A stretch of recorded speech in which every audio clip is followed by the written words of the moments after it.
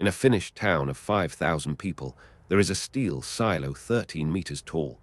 Inside it, 2,000 tons of crushed rock are sitting at 600 degrees Celsius. Nothing in there is burning. There is no flame, no fuel, no chimney. The heat in that rock arrived as electricity wind that blew across the Baltic last Tuesday, sunlight that fell on a field in June. It is a battery, and per kilowatt hour stored, it may be the cheapest one on Earth. So here is the question this episode chases. If the answer to storing energy is a pile of rocks, why did it take us this long, and what is the catch? Start with the problem that has shadowed the energy transition from the beginning. Wind and solar do not arrive when you need them. They arrive when they arrive.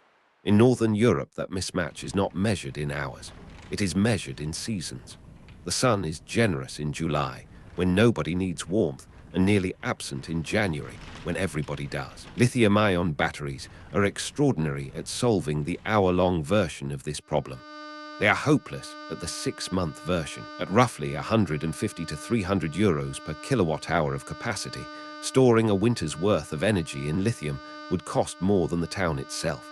The other options come with their own walls. Pumped hydro wants a mountain and a decade of permits. Hydrogen throws away 2/3 of the energy on the round trip. But look closely at what a Finnish town in February actually needs. Not electricity, heat, which brings us to Pornainen, a municipality of about 5,000, 40-odd kilometers northeast of Helsinki. Like most Finnish towns, it heats its buildings through a district heating network, a loop of insulated pipes under the streets carrying hot water from one central plant into every school, shop and home. The utility that runs it, Lovius and Lemper, fed that plant with two things: wood chips and fuel oil for the coldest days and the morning peaks. Wood chips are usually filed under renewable, but they still burn. They still emit at the stack. They still arrive by truck. And every ton burned for warmth is a ton unavailable to anything else. Obvious fixed heat pumps works beautifully, right up until you ask it to carry a peak on a -20 morning when the whole grid is asking the same thing at the same time. What the network really needed was not a better way to make heat. It was a way to keep it. Enter Pornainen Energy, a small engineering company out of Tampere, founded by Markku Ilonen and Tommi Ironen. Their idea is almost aggressively unglamorous. Run cheap electricity through a resistance heater. Blow the hot air through a well-insulated container of granular rock and leave it there. They proved it in 2022 in the town of Kankaanpää, a steel container of ordinary builder's sand holding 8 megawatt hours. Small, unspectacular, it worked. Pornainen is that idea at more than 10 times the size. 13 meters tall, 15 across, 1 megawatt of charging power, and 100 megawatt hours of stored heat. And the rock inside is the detail I keep turning over. It isn't sand. It's crushed soapstone, the offcut waste from Tjylikivi, a Finnish company that carves the stuff into fireplaces. A byproduct that used to be a disposal problem turned out to hold heat more densely and move it more readily than sand. The waste stream became the storage medium. The silo charges when electricity is cheapest, the windy nights, the bright surplus hours when Nordic spot prices fall towards zero and occasionally below it. Air circulates through channels in the stone, carrying heat in. Later, the same loop carries it back out into the district water. By the summer of 2025, it was running. Fuel oil, gone from the network entirely.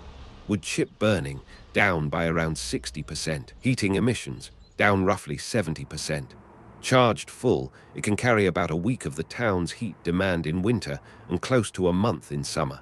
In absolute terms, the carbon saved is roughly 160 tons a year, which, let us be honest with each other, is almost nothing. A few dozen households, but the tons were never the point. The point was the price. Pornainen Energy puts the cost of this kind of storage at under 10 euros per kilowatt hour of capacity, roughly an order of magnitude below lithium. And now the catch, because there is a real one. You cannot get the electricity back. Heat goes in, heat comes out. Try to turn 600 degrees back into power, and you throw most of it away.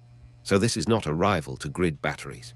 It is a different machine for a different job, and that job is enormous.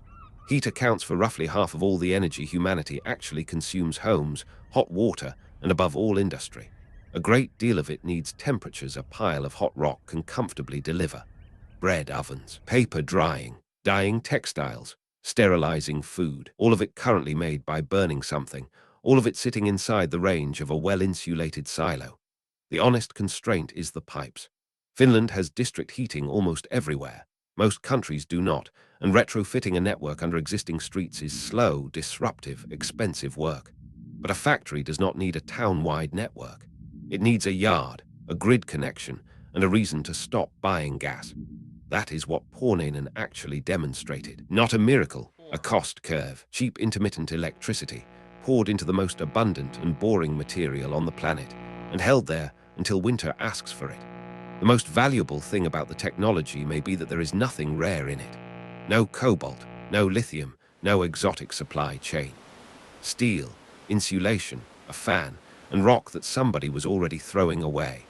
If you want the full breakdown, the actual charge-discharge numbers, what the Pornainen build cost, and where in the world this stacks up against heat pumps and hydrogen, I have put all of it in the link in the description, sources included, because the interesting future is rarely the one that looks like the future. Sometimes it just looks like a silo full of gravel, quietly holding on to last summer.